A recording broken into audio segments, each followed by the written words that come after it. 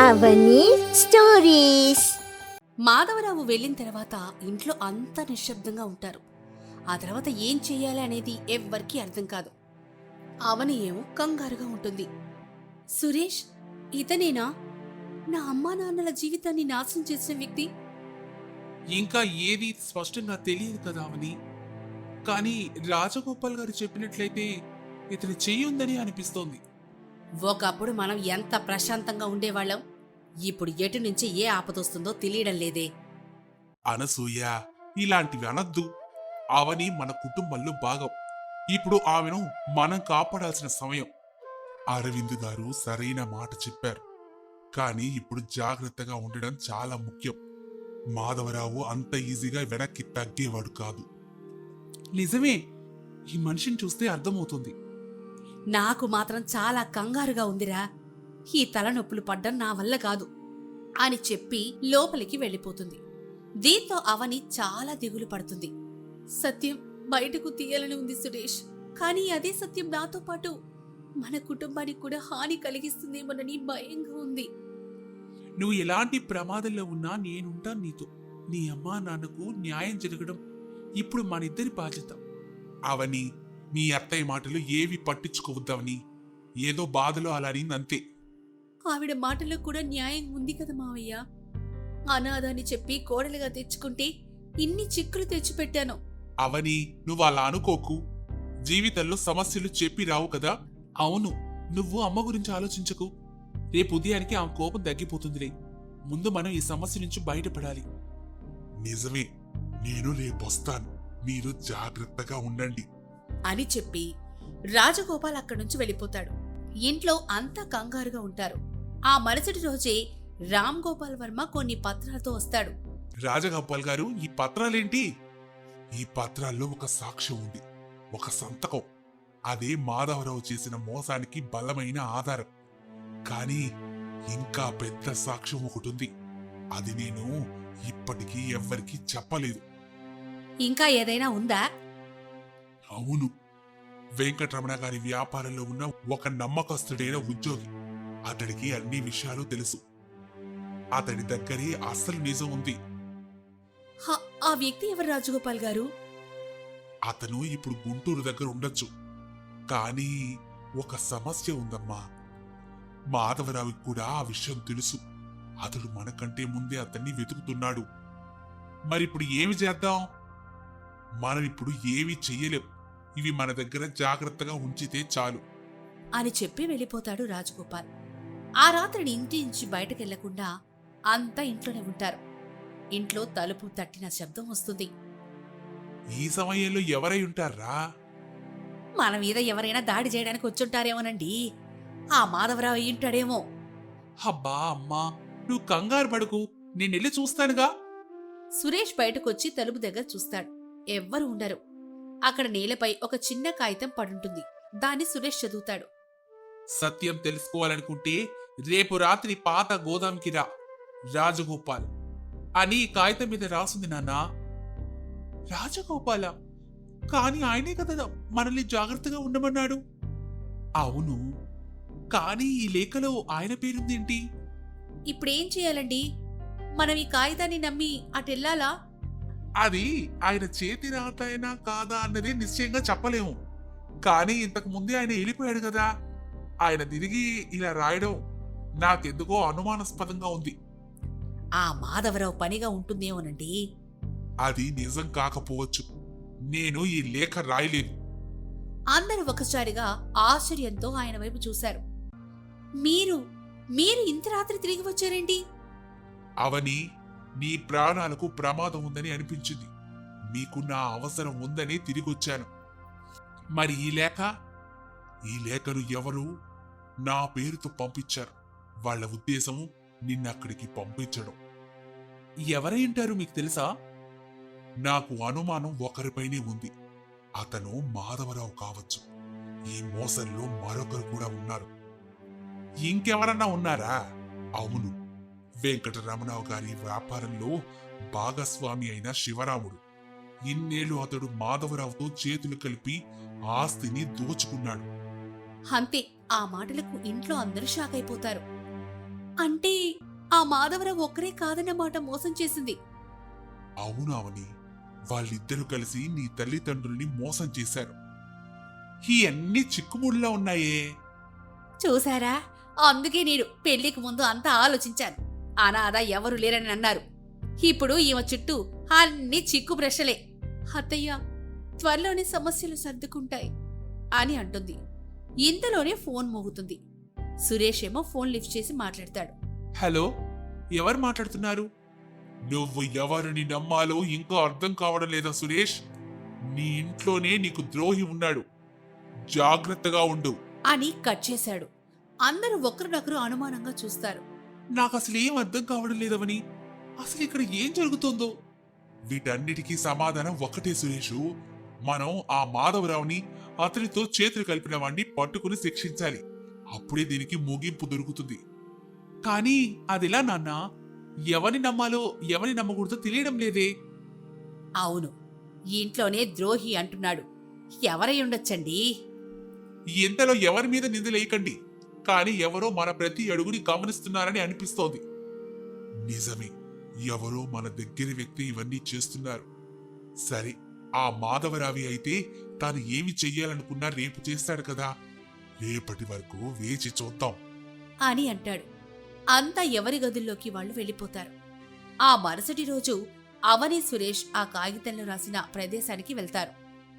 సురేష్, నాకెందుకో భయంగా ఉంది. ఇది సరైనదే అంటావా? ఇక్కడి వరకు వచ్చిన తర్వాత భయపడకూడదామని. నిజం తెలియాలంటే మనం ముందడుగు వేయాల్సిందే. చివరికి నేను చెప్పిన ప్రదేశానికి వచ్చారన్నమాట. అంటే రాజీ పడినట్టే కదా. నువ్వు నా అమ్మా నాన్నలకు చేసిన మోసానికి సమాధానం చెప్పాలి. సమాధానమా? అసలు నువ్వు ఇక్కడే ఉన్నావని, రాజగోపాల్ని ఆస్తులకు సంబంధించిన కాగితాలు ఇవ్వడానికి వచ్చాడని, ఇవన్నీ నాకెలా తెలుసని అనుకుంటున్నావు? చెప్పు, ఎలా తెలుసు? నీ చుట్టూ ఉన్న వాళ్ళని నువ్వు నమ్మడం మానేస్తే నీ అన్ని ప్రశ్నలకు సమాధానం దొరుకుతుంది. మీరు మర్యాదగా ఆ కాగితాలను నాకు అప్పచెప్పి వెళ్ళండి, లేదంటే విషయం వేరేలాగా ఉంటుంది అని మాధవరావు వెళ్ళిపోతాడు. అప్పుడు అవని, సురేష్ ఇద్దరూ ఆశ్చర్యంగా ఒకరినొకరు చూసుకుంటూ వాళ్ళు తిరిగి ఇంటికెళ్తారు. సురేషు, ఏమైందా గోదాములో? అక్కడున్నదెవరు? ఇంకెవరు నానా? ఆ మాధవరావే. మరతను ఏమన్నాడు? ఆ కాగితాలను తిరిగి తనకు అప్పగించాలంటున్నాడు. అసలు అవని గురించి రాజగోపాల్ కాగితాలు ఇచ్చిన విషయం గురించి మనలోనే ఎవరు అతనికి చెప్పారని అంటున్నాడు.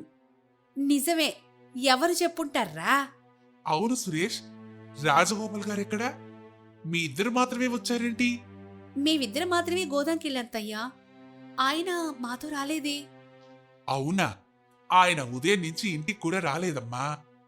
ఆయన ఏదో పని మీద రాలేదేమోలే నాన్న. లేదు సురేష్, నాకెందుకో అనుమానంగా ఉంది. అంత అర్ధరాత్రి మన కోసం వచ్చిన వ్యక్తి ఇప్పుడు ఇంత జరుగుతున్నా రాకపోవడం ఏంటి? సరే, మరి కొద్దిసేపు చూద్దాం నానా అని అంటాడు. ఇంతలోనే కాంతమ్మ అనసూయ దగ్గరకు వస్తుంది. ఏంటి వదినా, అమ్మాయి గురించి ఏమైనా కొత్త విషయాలు తెలిసాయా? ఏంటో వదినా, కడుపు చించుకుంటే కాళ్ళ మీద పడుతుందని ఒకదాని తర్వాత ఒకటి సమస్యలు వస్తూనే ఉన్నాయి. మీ ఇంటికి ఎవరో కొత్త కొత్త వాళ్ళొస్తున్నారు. ఎవరోళ్ళంతా? అదేం చెప్పమంటావులే.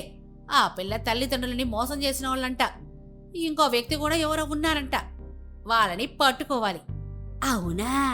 అంతేనా? ఇంకేమైనా మాటలు నడిచాయా? నిన్న ఎవరో ఫోన్లో ఏదో చెప్పారు వదినా, ఎవరిని నమ్మొద్దు అని. ఓహో, ఎవరంటావ్? మీకు ఎవరి మీదైనా అనుమానం ఉందా? ఎవరిని నమ్మాలో ఎవరిని నమ్మకూడదో తెలియడం లేదు వదినా. సరేలే వదినా, నేనెళ్ళొస్తాను. నాకెందుకులే ఇవన్నీ అని చెప్పి వెళ్ళిపోతుంది.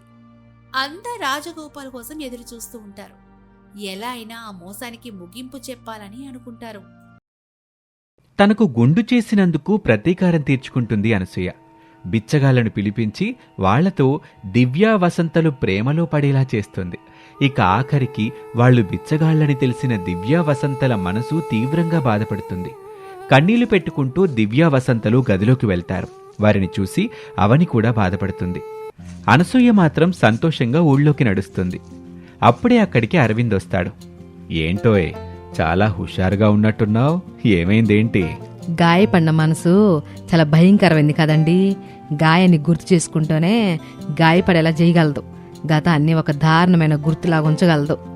ఓయబ్బో, నీ నోటి నుంచి ఇలాంటి మాటలు ఎప్పుడూ వినలేదే. మొత్తానికి ఏదో జరిగింది, లేకపోతే నువ్విలా మాట్లాడేదానివి కాదుగా. సర్లేండి, మీకు భోజనం వడ్డెత్తాను, తిందురు గాని. ఆగాగు, మన అబ్బాయి సురేషు మనకి కొత్త బట్టలు తీసుకొస్తున్నాడు. రేపు మన పెళ్లి రోజుగా, అందుకే వాడేదేదో హడావుడి చెయ్యాలనుకుంటున్నాడు. ఎంత వయసులో కూడా పెళ్లి రోజులు ఏడుకులేంటండి, మీరు చెప్పొచ్చు కదా. చెప్దామని అనుకున్నాను, కానీ వాడి సరదా వాడిది. ఆడేం చెయ్యాలనుకున్నా మన మంచి కోసమే కదా చేస్తాడు. ఇంతలో అక్కడికి సురేష్ వస్తాడు. వస్తూ వస్తూ తనతో తెచ్చిన కొత్త బట్టల్ని తన తల్లిదండ్రులకి ఇస్తాడు. అమ్మా, రేపు మీ పెళ్లి రోజు కదా, అందుకే ఈ చిరు కానికిస్తున్నాను. రేపు మీరు ఈ బట్టలు వేసుకుని నన్ను మీ కోడల్ని ఆశీర్వదించాలి. అట్టాగే బాబు, మా ఆయుష్ కూడా పోసుకొని మీరు 100 ఏళ్ళు బతకాలి. అన్నట్టు రేపు నాన్న హడావుడి చేద్దాం అనుకుంటున్నామంటగా. అయ్యో వద్దులే నాన్న, అంత ఖర్చు చేసి అట్లాంటి చేసుకోవాల్సిన అవసరం లేదు. ఏంటమ్మా నువ్వు, ఈ డబ్బుదే ఉంది చెప్పు, మళ్ళీ సంపాదించుకుంటే వస్తుంది. కానీ మీతో గడిపే ఆనందం మళ్ళీ మళ్ళీ రాదు కదా. అలా సురేష్ తన తల్లిదండ్రులతో మనసారా మాట్లాడుతూ ఉంటాడు. ఇంతలో అవని అక్కడికొచ్చి కన్నీళ్లు పెట్టుకుంటుంది. మిమ్మల్ని పెద్ద మనిషి అనుకున్నాను, కానీ ఇలా చేస్తారని అనుకోలేదు. కాస్తైనా మీకు మనస్సాక్షి ఉందా? నా చెల్లెల మనసు గాయపరిచారు. పాపం వాళ్ళేం చేశారు? ఏదైనా సమస్య ఉంటే నన్ను శిక్షించండి, వాళ్ళని మాత్రం ఏం చేయకండి. ఏమైందవని, ఏం జరిగింది? ఏంటమ్మా అలా ఏడోబాకు, ఏం జరిగిందో చెప్పు. తన చెల్లెళ్లకు జరిగిన అవమానాన్ని అరవింద్కి సురేష్కి వివరంగా చెప్తుంది అవని. అది విన్నవాళ్లు ఆశ్చర్యపోతారు. ఏంటనసూయ, ఇలా చేశావేంటి? ఇలా చేయడం తప్పు గదా. అమ్మా, నిజంగా ఇదంతా నువ్వేనా చేసింది? నేను నమ్మలేకపోతున్నానమ్మా. ఇక జాలు ఊరుకుంటారా? నాకు గుండు చేశారాళ్ళు, అట్టెవరైనా చేస్తారా చెప్పండి. అందుకే వాళ్ళకి తగిన గుణపాఠం చెప్పాను. ఇక ఏమీ మాట్లాడకుండా మీ పనులు మీరు చూసుకోండి. అనసూయ అలా అంటూ ఉండగా దివ్య, వసంతలు బ్యాగులు సర్దుకుని సిటీకి బయలుదేరుతారు. వాళ్ళు వెళ్లిపోయిన తర్వాత అవని చాలా కోపంగా ఉంటుంది. ఇంతలో అరవింద్ భోజనం వడ్డించమని అడుగుతాడు. దాంతో ఒక్కసారి కోపం పెంచుకున్న అవని, నేనేం పని మనిషిని కాను, ఆయన ఇలా పనులు చేయించుకోకపోతే మీకు నిద్ర పట్టదా? నేను సిటీలో పెరిగాను, ఈ పల్లెటూరులో వంట వార్పు చేయించి నన్ను హింసించకండి. అమ్మా అవని, ఏమైందమ్మా? ఎందుకలా బాధపడుతున్నావు? అలా అరుస్తున్నావేంటమ్మా? ఏంటవని, నాన్నని అరుస్తున్నావేంటి? ఈ ఇంట్లో అరిచే స్వేచ్ఛ ఉండదు, మాట్లాడే హక్కు కూడా ఉండదు. ఆడదాని బ్రతుకు ఈ ఇంట్లో హీనంగా ఉంటుంది. నేను ఒక్క క్షణం కూడా ఇక్కడ ఉండలేను, ఉండనుగాక ఉండను. ఏంటవని నువ్వు? నీకన్నీ ముందే చెప్పాను కదా. ఇప్పటికిప్పుడు వెళ్ళాలంటే ఎలా? ఇంకొన్ని రోజుల పాటు ఉద్యోగం చేస్తే నాకు మళ్ళీ సిటీకి బదిలీ అవుతుంది. అంతవరకు ఓపిగ్గా ఉండాలని చెప్పాను కదా. నేనుండలేను, ఇక ఓపిగ్గా ఉండలేను. మర్యాదగా చెప్తున్నాను, నన్ను పంపించేయండి. దయచేసి నన్ను పంపించేయండి. మామయ్య గారు, నేను అత్తయ్యతో వేగలేను. ఆవిడ చేసే పనులు నాకు నచ్చవు. మీరు నన్ను తిట్టినా కొట్టినా పర్వాలేదు, నన్ను మాత్రం ఇక్కడి నుంచి పంపించేయండి. బాబు, కోడల్ని సిటీలో వదిలిపెట్టిరా. ఏంటి నాన్న మీరు? నేనిక్కడ ఉద్యోగం చేస్తే తను అక్కడుంటే ఏం చేస్తుంది చెప్పండి. అవన్నీ నా నుంచి వెళ్లాల్సి వస్తే నాతో విడాకులు తీసుకున్నాకే వెళ్ళమని చెప్పండి. ఏంటి విడాకులా? సురేష్ విడాకుల మాట ఎత్తగానే అందరూ షాక్ అవుతారు. ఇక అనసూయ అయితే కాస్త బాధపడుతూనే తన కొడుకుని ఓదార్చుతుంది. రే నాన్న, ఆవేశంలో తీసుకునే నిర్ణయం ఎప్పటికీ మంచిది కాదురా. ఆవేశం అనర్థాలకి దారితీతది. అతిగా ఆశపడే మగాడు, అతిగా ఆవేశపడే ఆడది బాగుపడినట్టుగా చరిత్రలో లేదురా. ఈ సినిమా డైలాగులన్నీ నాకు అనవసరం. నేను విడాకులు ఇమ్మన్నా ఇస్తాను. ఈ ఇంట్లో మాత్రం అస్సలుండలేను. ఈవిడ కావాలని నాపై కుట్రతో ఏవేవో చేస్తుంది. పాపం నా చెల్లెళ్ళని హింసించింది, నాతో రకరకాల పనులు చేస్తోంది. అమ్మా అవని, నీకు చెప్పేవాణ్ణిగాను, కాని నా మాట కూడా కాస్త వినమ్మా. ఈ ఇల్లు ఎవరిది? ఇది మీ ఇల్లే కదా. మేము ముసలివాళ్ళమైపోయాం తల్లి. ఎప్పుడు ఏ క్షణాన చనిపోతామో మాకే తెలీదమ్మా. ఒకవేళ మేం చనిపోతే అప్పుడు ఈ ఇల్లు ఎవరిది? అప్పుడు అది మాదే అవుతుంది. మీది మాది అని కాదమ్మా. ఈ ఇల్లు ఎప్పటికీ ఇంటి ఇల్లాలికే చెందుతుంది. నా భార్య తర్వాత ఈ ఇల్లు నీకే కదమ్మా సొంతం. మరి దీన్ని వదిలేళ్తానంటవేంటమ్మా? నీ మనసు చాలా బాధపడిందని నాకు తెలుస్తుంది. కాని చివరిసారిగా ఒక పని చేద్దాం. ఒక వారం రోజుల పాటు మేం అటువైపు ఉంటాం, మీరిటువైపు ఉండండి. అంటే వేరే కాపురాలా అండి? అవును, వారం పాటు విడివిడిగా ఉందాం. వాళ్ళని మనం పలకరించేదొద్దు, ఆళ్ళు మనతో మాట్లాడేదొద్దు. మాటల్లేవు, మాట్లాడుకోటాల్లేవు. వారం తర్వాత మళ్ళీ మనం మాట్లాడుకుందాం. అప్పుడు ఆలోచిద్దాం ఏం చెయ్యాలా అని. అంతవరకు నేను చెప్పినట్టు చెయ్యమ్మా.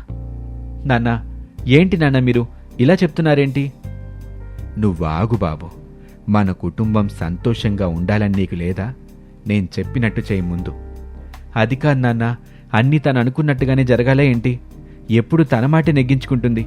అవతల వాళ్ళ పరిస్థితి అసలు అర్థం చేసుకోదు. రే, ముందు నువ్వాగు. అమ్మా అవని, నువ్వెళ్ళమ్మా.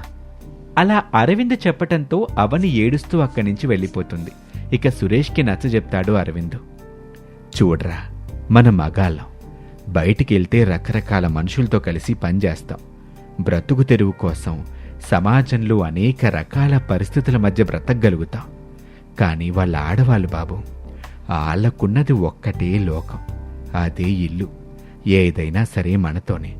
గొడవ పడాలన్నా, సంతోషాన్ని పంచుకోవాలన్నా, ఆనందాన్ని అందించాలన్నా అది మనతోనే. మన కాక ఇంకెవరితో వాళ్ళు మనసు విప్పి మాట్లాడలేరు. అందుకే వాళ్ళకి ఇవ్వాల్సిన గౌరవం ఇవ్వాల్సిందే. కాని నాన్న, తను చేసిన దాంట్లో తప్పుంది కదా. మరి మీ అమ్మ చేసిన దాంట్లో తప్పు కనిపించట్లేదా నీకు? ఇంకేమీ మాట్లాడకుండా నేను చెప్పినట్టు వారం రోజుల పాటు మాతో మాట్లాడకుండా బతకండి.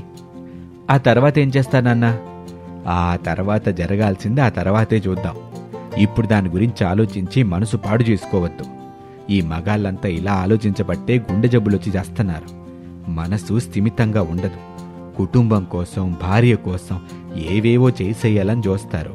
కానీ ఏమీ చేయలేక లోపలే నరకం అనుభవిస్తూ ఉంటారు. కోడల్ని బాగానే వెనకేసుకొచ్చారు మీరు. అనసూయల అనగానే ఇంకేవీ మాట్లాడకుండా అరవింద్ అక్కడి నుంచి వెళ్ళిపోతాడు. ఇక మరుసటి రోజు నుంచి విడివిడిగా వంట చేయటం మొదలవుతుంది. అనసూయను చూసి కోపంతో ఊగిపోతూ ఉంటుంది అవని. తనకు కాస్త దూరంలో వంట చేస్తున్న అనసూయను చూసి, ఇది ఒత్త కాదు, కొవ్వు బలిసిన కోతి. వెంటనే దీని కొవ్వు కరిగించాలి. అడిగేవారు లేకపోతే ఇలాగే దారుణంగా తయారవుతారు.